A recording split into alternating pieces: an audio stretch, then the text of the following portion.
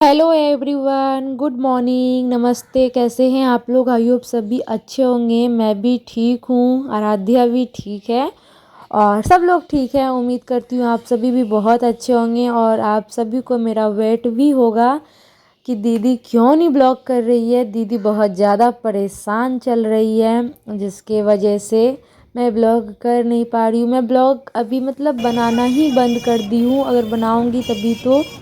और पता है, बड़ी दिन के बाद आज हम लोग कहीं निकले हैं और मुझे बिल्कुल भी टाइम नहीं मिला घर पर ब्लॉग शूट करने का, आप लोगों से बात करने का, और डायरेक्ट हम लोग निकल गए। बहुत ही जल्दबाजी में थी और पूरे 2 घंटा का सफ़र किया और क्यूल आई, क्यूल से लखीसराय, फिर वहाँ से टोटो ले करके हम लोग यहाँ पे मंदिर आए हैं। इस मंदिर का नाम है अशोक धाम और काफ़ी ज़्यादा ये प्रसिद्ध है।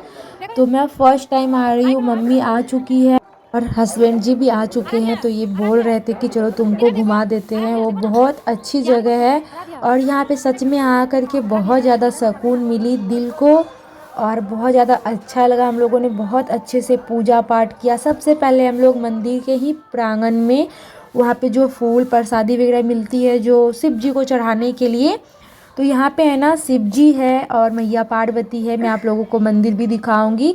जैसे आप लोग देवघर में देखते हैं ना, तो उसी तरह सेम टू सेम यहाँ पर है।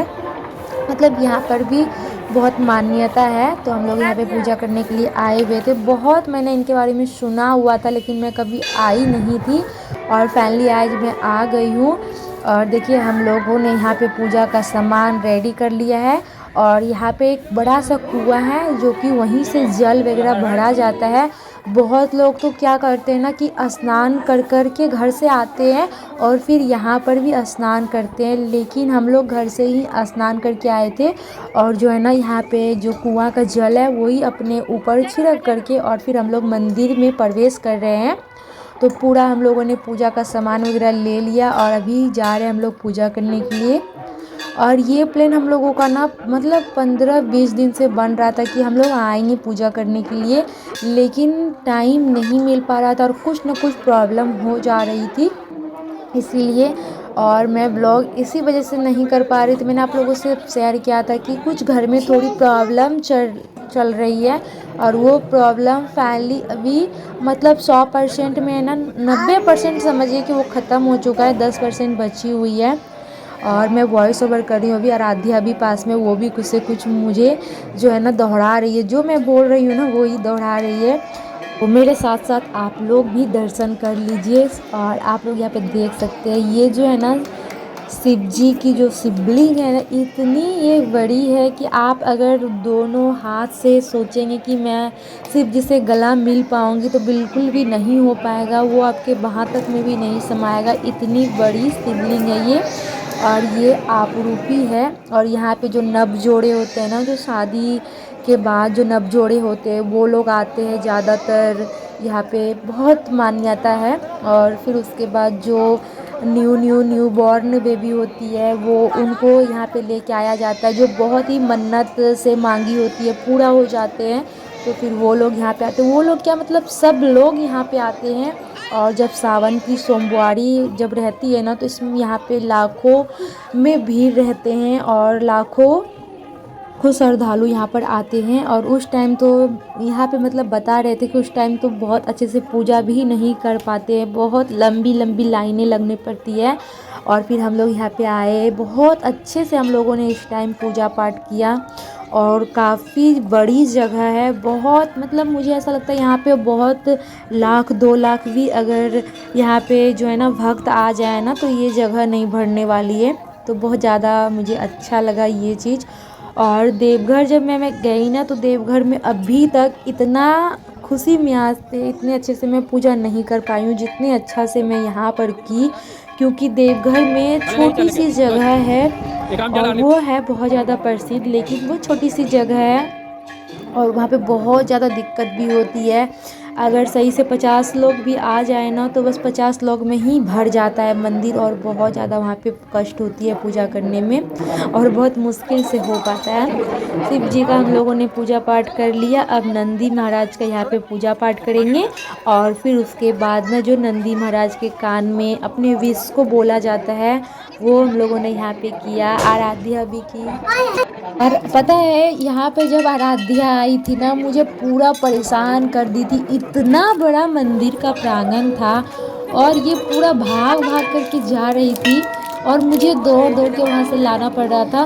फिर कभी ये लेके आ रहे थे, कभी मैं आ रही थी लेकर के, और बहुत मतलब भूखे पेट में ना दौड़ के बच्चे को संभालना, देखना, इतना ये भाग रही थी कि क्या था। आराध्या को अभी तुरंत इसके पापा फिर से पकड़ के लाए, आप लोगों ने देखा होगा। और इसे भी घंटी बजाने का बड़ा मन था, तो आराध्या के पापा उसको ले जा करके घंटी बजाए।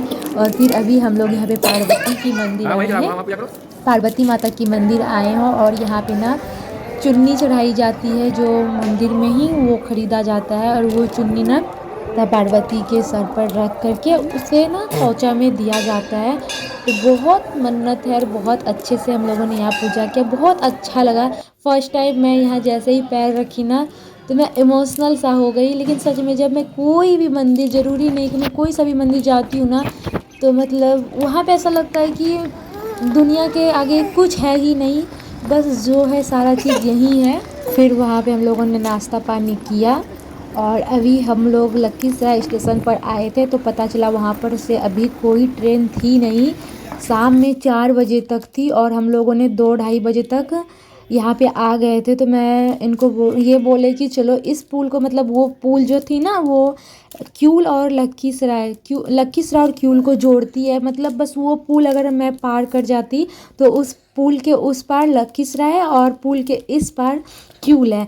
तो हम लोग बोले, और क्यूल से बहुत एनी टाइम जमालपुर के लिए गाड़ी मिल रही थी।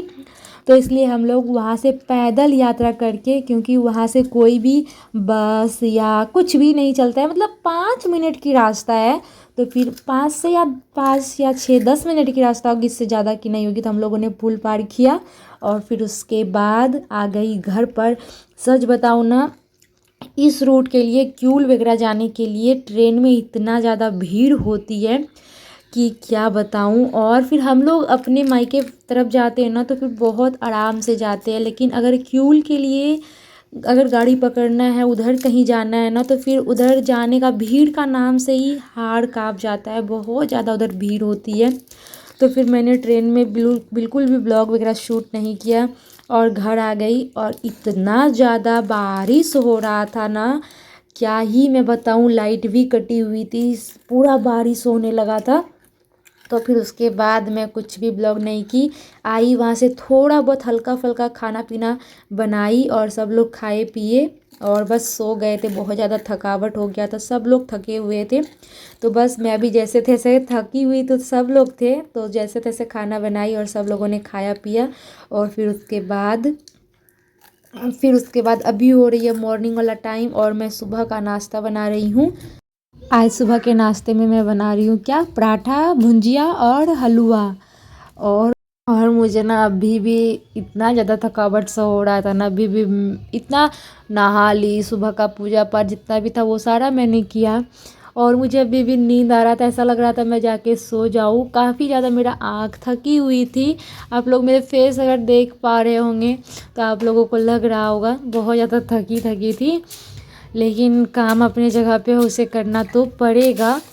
तो फट से नाश्ता बनाते हैं और फिर उसके बाद सब लोगों को करा करके, आज बहुत सवेरे नाश्ता मैं बना रही हूँ, लगभग अभी 7:30 बज रहा होगा। फटाफट से हम नाश्ता बना लेते हैं, उसके बाद सब लोगों को करा देंगे।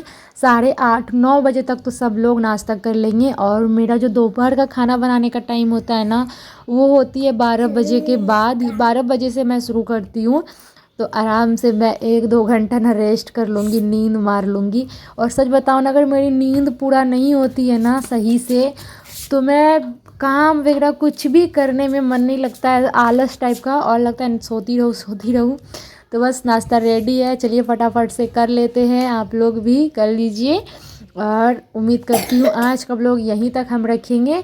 उम्मीद करती हूँ आप सभी को अच्छा लगा होगा और बहुत ही जल्द मिलेंगे प्यारा सा ब्लॉग के साथ। तब तक के लिए Tata my all YouTube family. खुश रहिए, मस्त रहिए, बिंदास रहिए, अपनी छोटी सी फैमिली के साथ हंसते मुस्कुराते रहिए। तो बहुत ही जल्द मिलेंगे। और आप लोगों को आज का ब्लॉग कैसा लगा कमेंट में बताइएगा। तो चलिए बहुत ही जल्द मिलते हैं प्यारा सा ब्लॉग के साथ, तब तक लिए टाटा ऑल फैमिली।